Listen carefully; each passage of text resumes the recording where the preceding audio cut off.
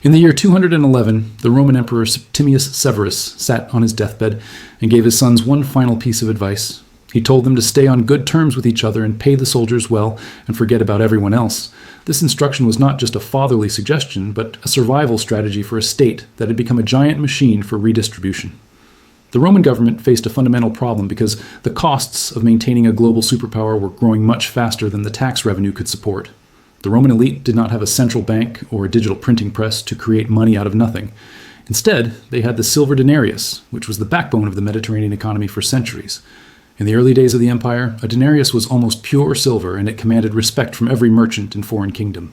But as the costs of the military and the massive bureaucracy expanded, the emperors realized they could not pay their bills with the silver they actually possessed. The solution they chose was a process called debasement, which involved mixing the silver with cheaper metals like copper. By reducing the silver content of each coin, the government could produce more coins from the same amount of precious metal. This allowed the emperors to pay their soldiers and fund their massive public projects without raising taxes to levels that would cause a rebellion. It was a hidden way to extract wealth from the population by reducing the purchasing power of the money they held. Nero was the first emperor to significantly reduce the silver content of the denarius, but he was only the beginning of a long trend. Over the next 2 centuries, the silver purity dropped from 95% to less than 5%. By the time the empire reached its final stages, the silver coin was essentially a copper coin with a thin silver wash that wore off quickly. The people realized that the money was losing its value, and they responded by raising the prices of everything they sold. As the currency lost its value, the Roman economy began to break down in ways that feel familiar to us today. People who saved their money found that their life efforts had been erased by the state. The middle class of the Roman world, which consisted of small farmers and merchants, began to disappear. They could no longer afford the rising costs of living, and many of them were forced to sell their land and work for the large state-connected estates. The Roman government tried to stop the resulting inflation by passing laws like the Edict on Maximum Prices, issued by Emperor Diocletian. This law set strict limits on how much merchants could charge for thousands of different goods and services. The penalty for violating these price controls was death. However, the law failed because merchants simply stopped selling their products, rather than selling them at a loss. The markets became empty, and the formal economy began to vanish into the shadows. This historical sequence is not just a lesson about ancient history, because it provides a blueprint for what is happening to the United States right now. The transition from a commodity-based currency to a fiat system is the exact same process that Rome followed. In the United States, this shift reached a critical point in 1971, when the link between the dollar and gold was officially severed. Since that moment, the supply of dollars has been allowed to expand without any physical limit. The US dollar became the world reserve currency because it was originally backed by gold, and later because it was the only currency used to purchase oil. This global demand for dollars allowed the United States to export its inflation to the rest of the world for several decades. Other countries needed to hold dollars to trade, and this kept the value of the dollar high, despite the massive increases in the money supply. This privilege allowed the government to run massive deficits without immediate consequences. However, the mechanics of debt have a limit that eventually becomes impossible to ignore. The United States national debt has surpassed $36 trillion, and it is growing by $1 trillion every few months.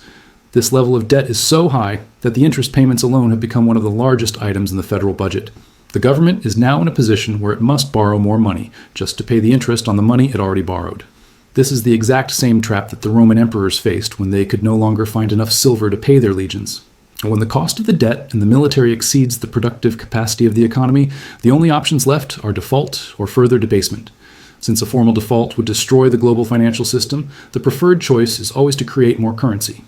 This causes the value of every existing dollar to decrease, which acts as a hidden tax on everyone. The impact of this currency expansion is visible in the rising costs of housing and food and healthcare.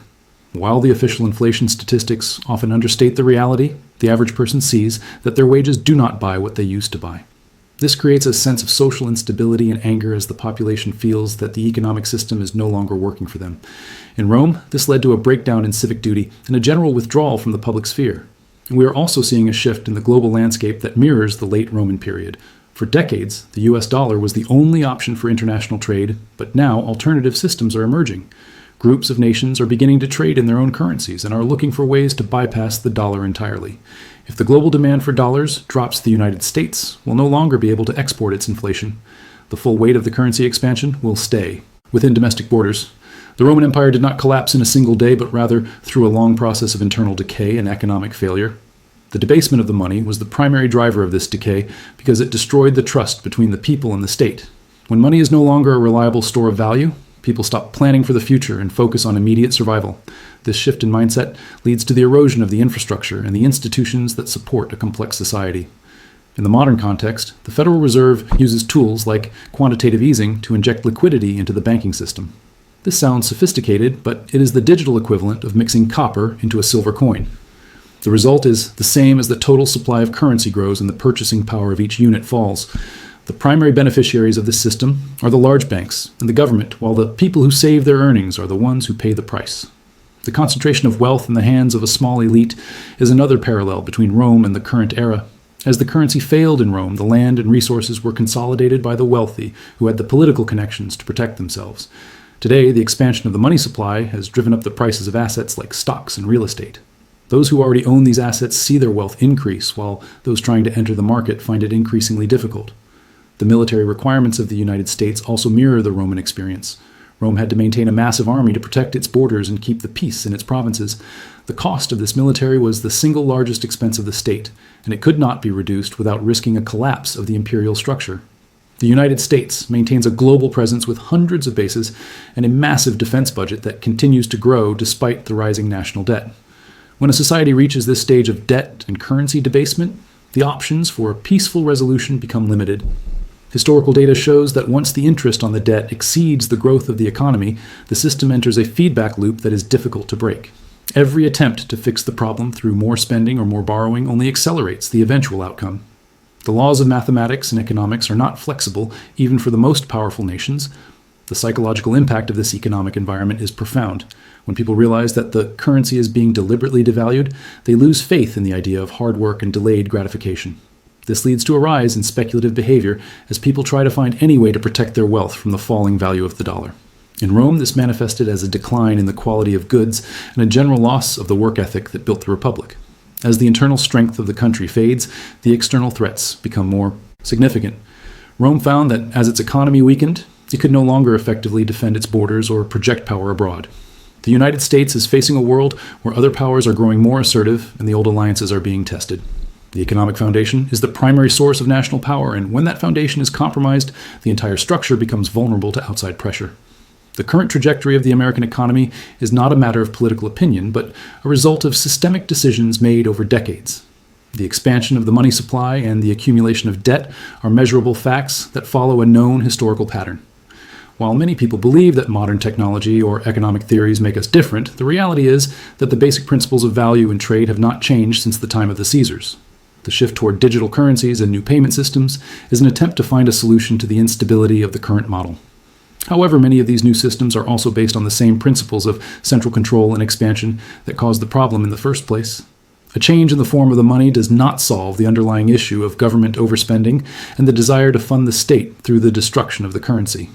The historical record suggests that no empire has ever been able to spend its way out of a currency crisis. Once the trust in the money is gone, it is almost impossible to regain.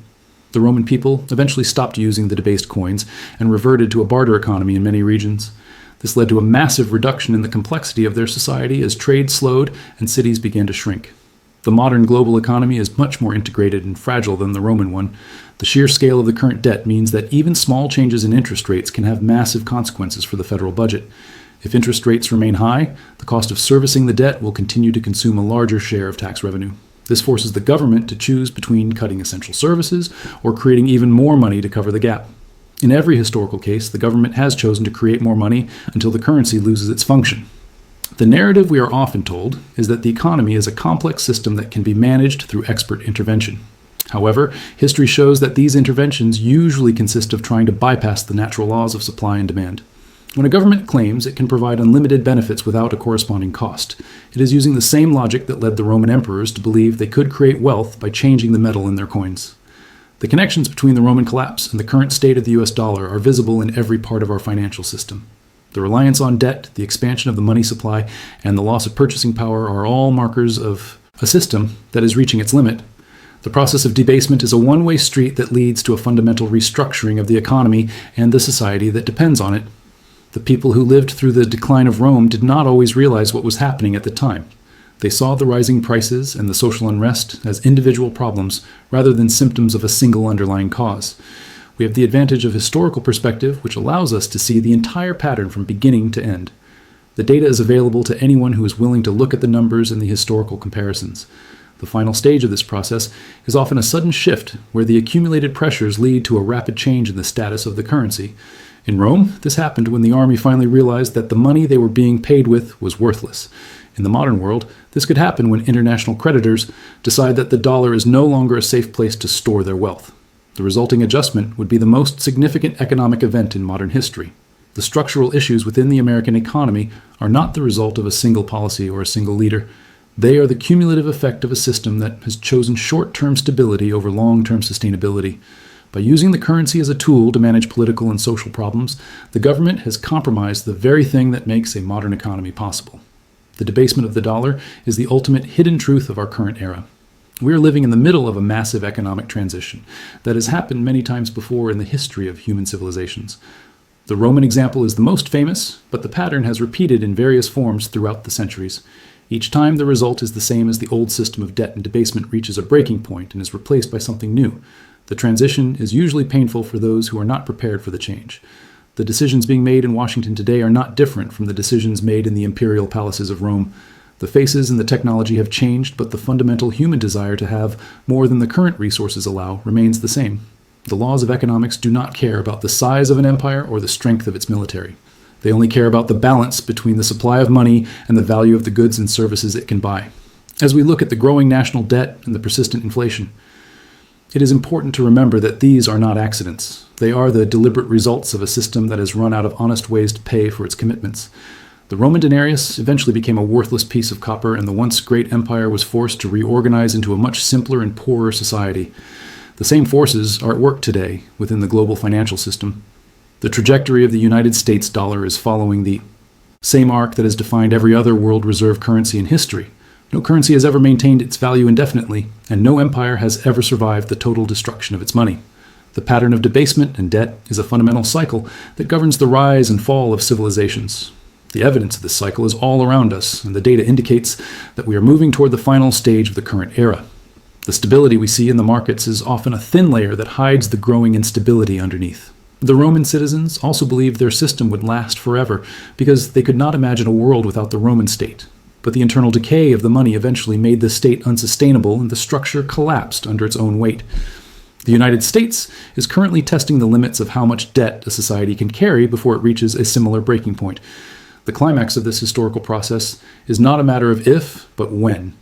The mathematical reality of the debt and the ongoing debasement of the dollar have created a situation where the current model cannot continue indefinitely.